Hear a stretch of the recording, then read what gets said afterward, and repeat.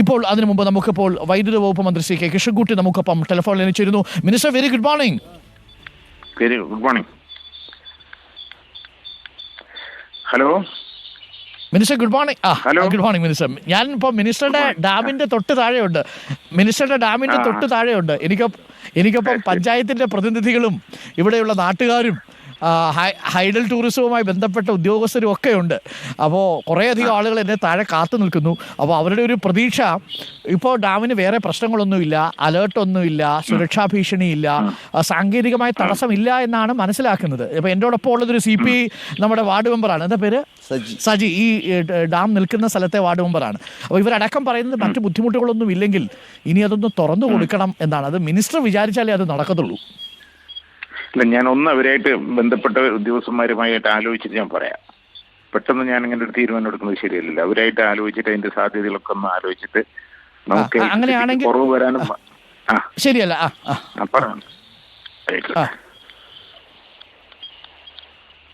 മറ്റ് ബുദ്ധിമുട്ടുകളൊന്നുമില്ല. കാരണം നമ്മൾ റെഡ് അലേർട്ട് ആയപ്പോൾ അന്ന് 30-ാം തീയതിയാണ് ഇത് അടയ്ക്കുന്നത്. നമ്മുടെ ഉരുൾപൊട്ടൽ ഉണ്ടാകുന്ന സമയത്ത് അന്ന് പല ഡെസ്റ്റിനേഷനുകളും അടച്ചു.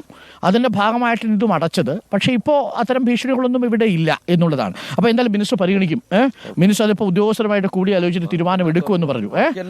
അപ്പോൾ മിനിസ്റ്റർ ഇപ്പോൾ പറഞ്ഞു. ഇപ്പോൾ മിനിസ്റ്റർ ഞാനിവിടെ സംസാരിച്ചപ്പോൾ മിനിസ്റ്റർ പറഞ്ഞത് ഉദ്യോഗസ്ഥരുമായിട്ട് കൂടി ആലോചിച്ചിട്ട് ഉടൻ തീരുമാനം എടുക്കുമെന്ന്. അല്ല, ബാക്കി എല്ലാ ടൂറിസ്റ്റ് കേന്ദ്രങ്ങളും തുറന്നതിന് ശേഷം ഈ പടിഞ്ഞാറത്തറ ബാനാസുര ഡാം മാത്രം എന്തുകൊണ്ടാണ് തുറക്കാത്തതെന്ന് ഞങ്ങൾ ആദ്യം അതൊരു കാരണം എല്ലാ ടൂറിസ്റ്റും ഞാൻ മനസ്സിലാക്കുന്നത് ഇത് മാത്രം മിനിസ്റ്റർ ഇന്ന് തന്നെ ആ കാര്യത്തിൽ തീരുമാനം എടുക്കും. അതെ, ഈ റെഡ് അലർട്ടൊക്കെ കഴിഞ്ഞു. ഇപ്പം മഴയില്ല. എത്ര ദിവസമായി മഴ? അറിയാലോ, വയനാട്ടിൽ തന്നെ ഉണ്ടല്ലോ മഴ കുറഞ്ഞു. ഇവിടെ ഒന്നും മഴയേ ഇല്ല. പിന്നെ എന്തുകൊണ്ടാണ് ഇത് അടച്ചു കിടക്കുന്നതെന്നുള്ളത് മാത്രമല്ല, ലോൺ എടുത്തും ഒരുപാട് ആളുകൾ ഇതിനകത്ത് കച്ചവടം ചെയ്യുന്ന ആളുകൾ, ചെറുകിട കച്ചവടക്കാർ, അവരൊക്കെ സത്യം പറഞ്ഞ പട്ടിണിയിലാണ്. ഒരു പക്ഷേ നമ്മളുടെ ഈ പരിപാടി തീരുന്നതിന് മുമ്പ് തന്നെ തീരുമാനം വന്നേക്കാം. അത് തീർച്ചയായിട്ടും മന്ത്രി അതിനകത്ത് ഇടപെടുന്നു എന്നുള്ളത് വളരെ ശുഭസൂചകമാണ്. തീർച്ചയായും അത് നമുക്ക് ബ്രേക്കിംഗ് ആയും കൊടുക്കാവുന്നതാണ്. ബാണാസുര സാഗർ മാത്രം തുറന്നാൽ പോരാ, സുരക്ഷിതമായ മറ്റെല്ലാ ടൂറിസം ഡെസ്റ്റിനേഷനുകളും തുറന്നു കൊടുക്കേണ്ടതുണ്ട്. കാരണം ഇവിടെ ഒരു സമൂഹം അക്ഷരാർത്ഥത്തിൽ മരവിച്ചിരിക്കുക മാത്രമല്ല, തളർന്നിരിക്കുക. അപ്പോൾ ഈ ദുരന്തത്തിൻ്റെ ആഘാതം ഒരു ഭാഗത്ത്, അവരുടെ പ്രിയപ്പെട്ടവരെ നഷ്ടപ്പെട്ടവരുണ്ട്, അവരുമായി ബന്ധപ്പെട്ടവരെ നഷ്ടപ്പെട്ടവരുണ്ട്. അതിനേക്കാൾ അപ്പുറമാണ് ജീവിച്ചിരിക്കുന്ന മനുഷ്യർ മുന്നോട്ട് പോകണം. അപ്പോൾ ഇക്കാര്യത്തിൽ മന്ത്രിയുടെ അടിയന്തരമായി ശ്രദ്ധ വേണം. ഒരൊറ്റ ടെലിഫോൺ കോൾ മതി മിനിസ്റ്റർ. ആ ഒറ്റ ടെലിഫോൺ കോളിൽ എനിക്കറിയാം നമ്മുടെ ഉദ്യോഗസ്ഥർ രജിത്ത് ഇവിടെ ഉണ്ട്. ഏത് മുങ്ങിയോ? ഇവിടെ ഉണ്ട്. രജിത്ത്, എനിക്കൊന്ന് മിനിസ്റ്റർ ഇപ്പം സംസാരിച്ചു. അപ്പോൾ മിനിസ്റ്റർ പറഞ്ഞത് ഈ വിഷയം ഉദ്യോഗസ്ഥരുമായിട്ട് സംസാരിച്ചിട്ട് ഉടൻ തീരുമാനം എടുക്കാമെന്നാണ്. അപ്പോൾ ഉദ്യോഗസ്ഥരുണ്ടോ എന്തായാലും പറയില്ലല്ലോ.